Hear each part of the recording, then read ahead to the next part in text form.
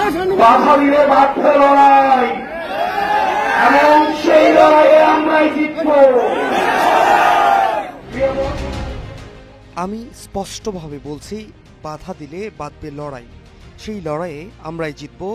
আমাদের লড়াই শেষ হবে সংসদে গিয়ে।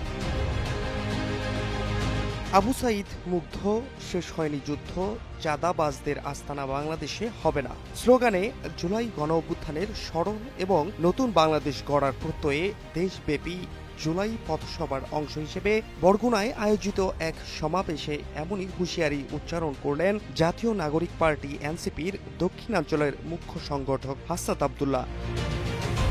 তরুণ প্রজন্মকে দীর্ঘ লড়াইয়ের প্রস্তুতি নেয়ার আহ্বান জানিয়ে হাসনাত বলেন, আমাদের বাধা দেওয়ার চক্রান্ত করা হচ্ছে, আমাদের এই পথকে রুদ্ধ করার চক্রান্ত করা হচ্ছে। আমি স্পষ্টভাবে বলছি, বাধা দিলে বাঁধবে লড়াই, সেই লড়াইয়ে আমরাই জিতব। চাঁদাবাজের হাতে রাষ্ট্রীয় ক্ষমতা দেওয়া হবে না উল্লেখ করে এনসিপির এই নেতা বলেন, চাঁদাবাজরা ষড়যন্ত্র শুরু করেছে, তাদের বিরুদ্ধে দীর্ঘ লড়াইয়ের প্রস্তুতি নিতে হবে। আমাদের লড়াই শেষ হবে সংসদে গিয়ে। সভায় এনসিপির কেন্দ্রীয় আহ্বায়ক মোহাম্মদ নাহিদ ইসলাম বলেন, রাষ্ট্র সংস্কার ও বিচার হওয়ার আগে কোনো নির্বাচন হবে না। একটা রাজনৈতিক দল সংস্কার বাদ দিয়ে নির্বাচন নিয়ে বাড়াবাড়ি করছে। আমরা স্পষ্টভাবে জানিয়ে দিতে চাই, রাষ্ট্র কাঠামোর সংস্কার ব্যতীত এদেশের মানুষ তা প্রতিহত করবে।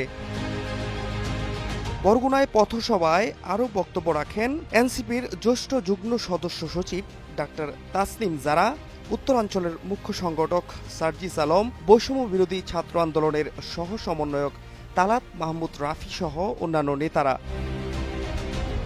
উল্লেখ্য, তরুণরাই গড়বে আগামীর বাংলাদেশ। দেশ গড়তে জুলাই পদযাত্রা এনসিপি আসছে শহরে গ্রামগঞ্জে। আপনার দুয়ারে আবু সাঈদ মুগ্ধ, শেষ হয়নি যুদ্ধ, চাঁদাবাজদের আস্তানা বাংলাদেশে হবে না স্লোগানে জুলাই গণ অভ্যুত্থানের স্মরণ এবং নতুন বাংলাদেশ গড়ার প্রত্যয়ে ১ জুলাই হতে দেশব্যাপী জুলাই পদযাত্রা করছে জাতীয় নাগরিক পার্টি এনসিপি।